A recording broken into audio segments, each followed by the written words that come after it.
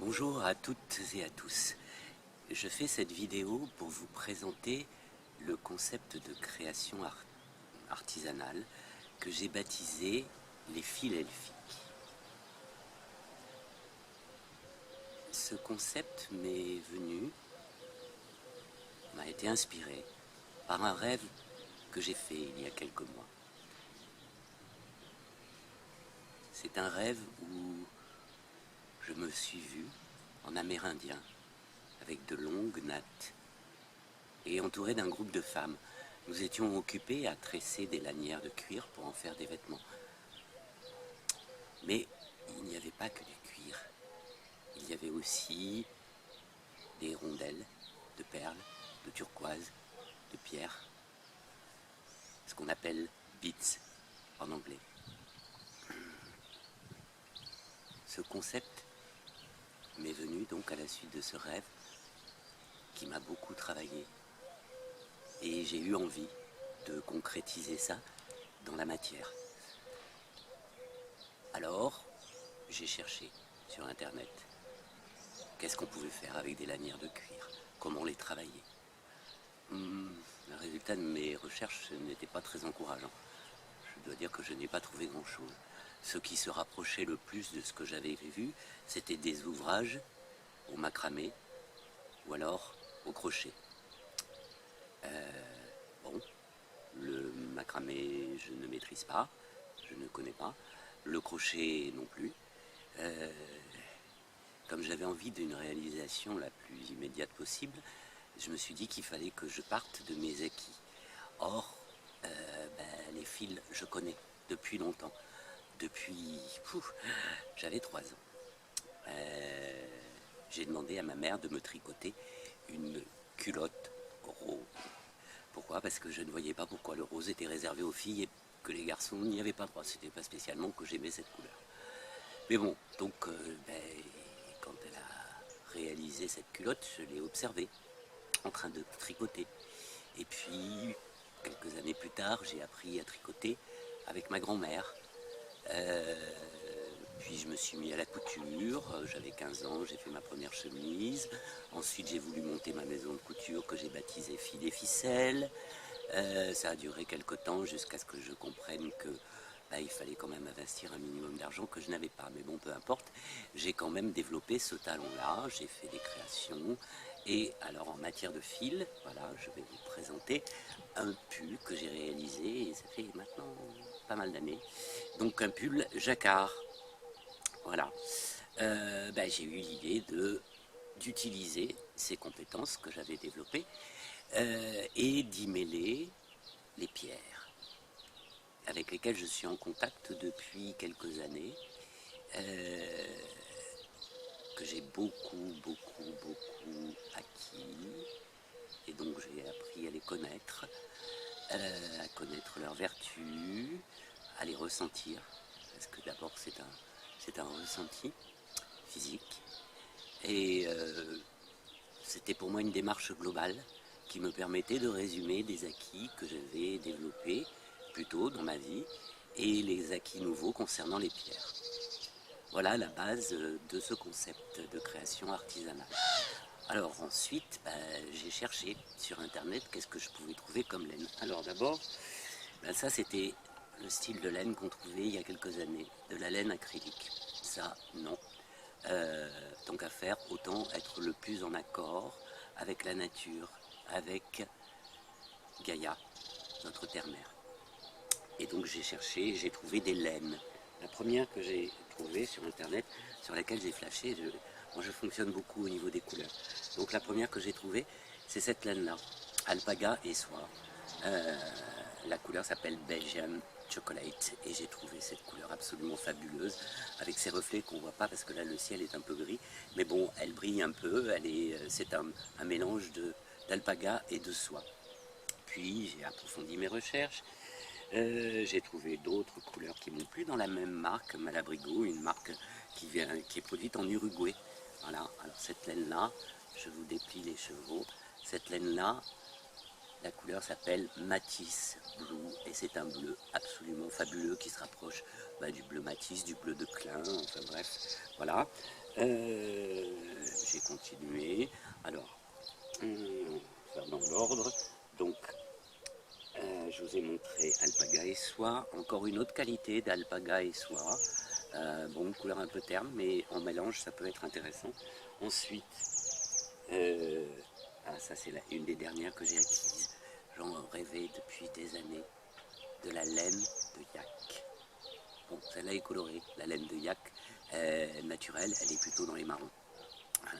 Ça, c'est un mélange de, je vous le déplie, les chevaux, un mélange de laine de yak, 50% et 50% soie, qui donne le côté brillant et aussi, étant donné que la soie est isothermique, on peut la porter en toute saison. Voilà. Ensuite, plus dans la saison, mérinos. La laine de mérinos, c'est la laine la plus utilisée dans le monde. Un mélange de 50% mérinos et 50% coton.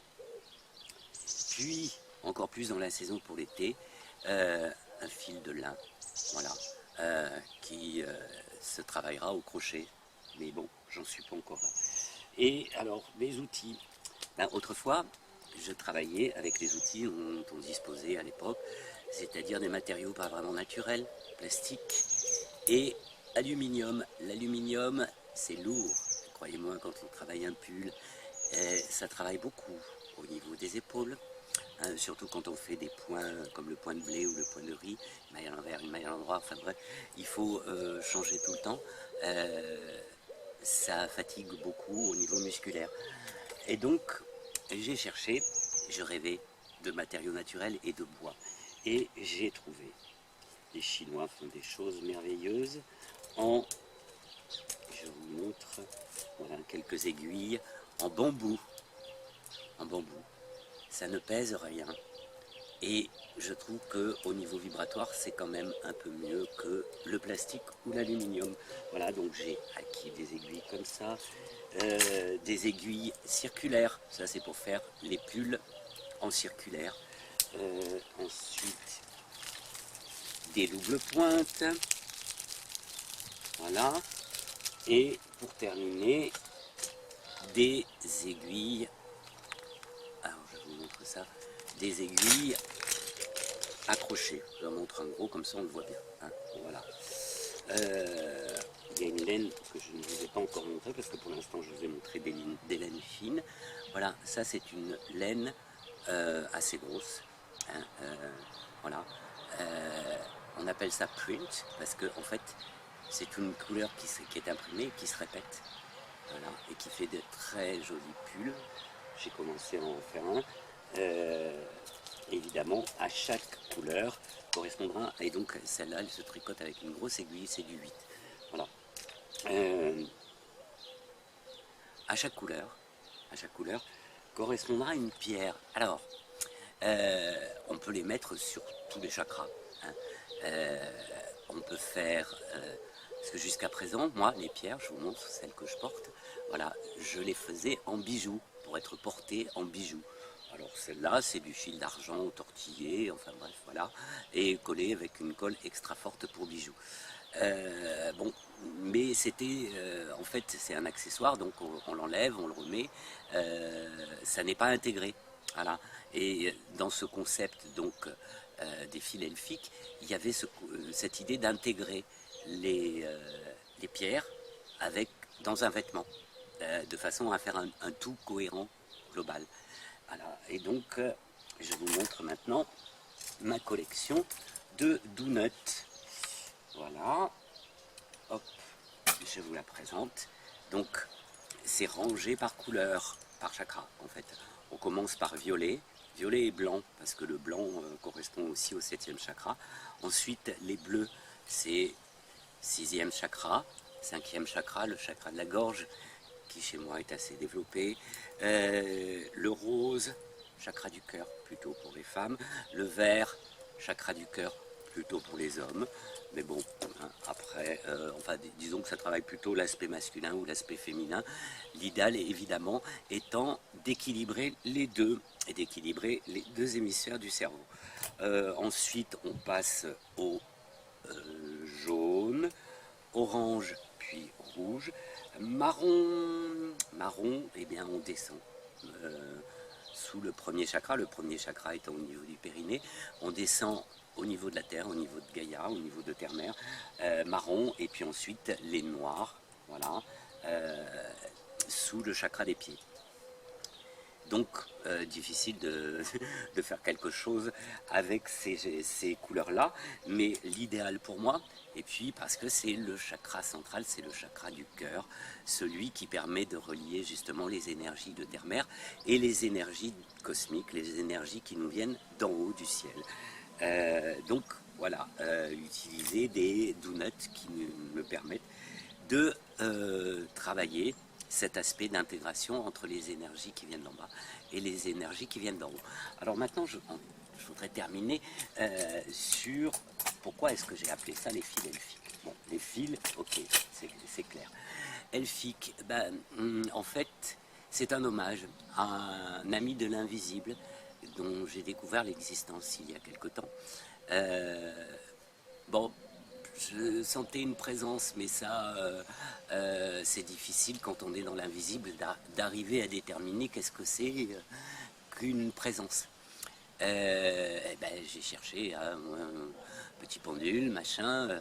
Est-ce que j'ai un gardien de maison? Oui, parce que j'avais appris que dans une maison, on avait souvent un gardien. Bon, d'accord. L'ami qui m'en avait parlé avait chez lui un gardien de maison qui était un nain. Et donc j'ai posé la question, est-ce que c'est un nain? Non, c'est pas un nain. Alors tout de suite ça m'est venu, un elfe. Eh bien oui, c'était bien un elfe. Et pourquoi? Parce que je suis un amateur de musique. De chant, enfin bref, je chante, je fais de la musique depuis longtemps. Et voilà, les elfes aiment beaucoup la musique. Donc en fait, il est souvent dans mon salon, très exactement au milieu entre mes colonnes de CD. Et en fait, je pense que lui, il n'a pas besoin d'un lecteur CD pour écouter la musique. Il va directement chercher l'information qui est gravée sur le CD. Voilà. Et donc, j'ai cherché son nom. Et alors, je lui ai demandé là tout à l'heure s'il voulait bien m'autoriser à parler de lui. Il s'appelle Feldin. C'est un nom que j'aime particulièrement, que je trouve particulièrement beau. Et donc les fils elfiques, ça faisait une allitération et je trouvais le nom tout simplement joli. Voilà pour cette vidéo de présentation. Maintenant, je vais m'arrêter là et je vous donne rendez-vous pour la prochaine vidéo où je vais vous présenter le premier modèle que je viens juste de terminer après un long labeur. Merci.